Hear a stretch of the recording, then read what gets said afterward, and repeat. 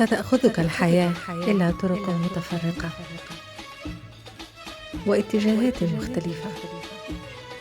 تحتار بين اليمين واليسار، الأعلى والأسفل، التقدم إلى الأمام أو العودة للخلف، أو ربما التوقف في محطة تشعرك بالأمان.